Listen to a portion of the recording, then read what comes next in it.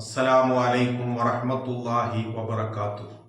മഹാനായ സയ്യിദ് മുഹമ്മദ് കാസിം വലിയുള്ളാഹി തങ്ങൾ അവറുകൾ അവരുടെ നാട്ടിൽ നിന്ന് പ്രാഥമികമായ വിദ്യാഭ്യാസം നേടുകയും അതുപോലെ തന്നെ അവരുടെ പിതാവിൽ നിന്ന് ഒരുപാട് അറിവുകൾ പഠിക്കുകയും മനസ്സിലാക്കുകയും ചെയ്തതിന് ശേഷം അറിവ് തേടിയുള്ള ഒരു യാത്രയായിരുന്നു മഹാനവറുകളുടെ ഒരു ജൈത്രയാത്ര.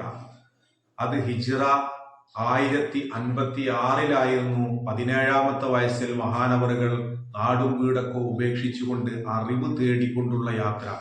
ആ അറിവ് തേടിക്കൊണ്ടുള്ള യാത്രയിൽ ഒരുപാട് അറിവുകൾ പല മേഖലയിൽ നിന്ന് പഠിക്കുകയും മനസ്സിലാക്കുകയും വനങ്ങളിൽ താമസിക്കുകയും പച്ചിലകളും പച്ചവെള്ളവും കഴിച്ചുകൊണ്ട് വനത്തിലെ കായ്ക്കനികൾ കഴിച്ചുകൊണ്ടൊക്കെ ജീവിക്കേണ്ട സുഹൃതിന്റെ എല്ലാം ത്യജിച്ചുകൊണ്ട് ശരീരത്തെ സ്ഫുടം ചെയ്തെടുത്തുകൊണ്ട് എല്ലാ രൂപത്തിലുള്ള ആ ശരീരത്തെയും മനസ്സിനെയും ഒക്കെ ശുദ്ധീകരിച്ചുകൊണ്ടുള്ള ഒരു തീർത്ഥയാത്രയായിരുന്നു അത്. അങ്ങനെ ഒമാനിലെത്തുകയും ഒരുപാട് അറബ് രാജ്യങ്ങൾ സന്ദർശിക്കുകയും അങ്ങനെ മഹാനായ ആത്മീയതയുടെ മേഖലയിൽ ഒരു ഗുരുവിനെ ഗുരുവായി കണ്ടെത്തുകയും ചെയ്തു. അതാണ് സയ്യിദ് മുഹമ്മദ് ആരിഫ് ബില്ലാ എന്ന് പറയുന്ന മഹാൻ.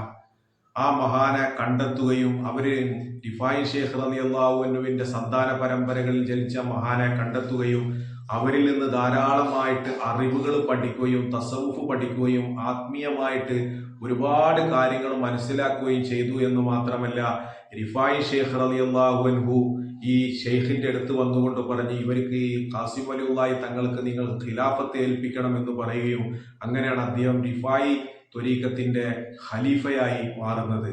അതുകൊണ്ട് തന്നെ ജീവിതത്തിൽ അദ്ദേഹത്തെ മഹാനായ കാസിം വലിയുള്ളാഹി തങ്ങൾ എന്ന് പറഞ്ഞാൽ മറ്റുള്ളവരിലേക്ക് ഉൾവെളിച്ചം നൽകുകയും മറ്റുള്ളവരുടെ ഒരുപാട് പ്രതിസന്ധികൾ പരിഹരിച്ചു കൊടുക്കുകയും ചെയ്ത വലിയ ആത്മീയ മേഖലയിലെ മഹാനാണ്.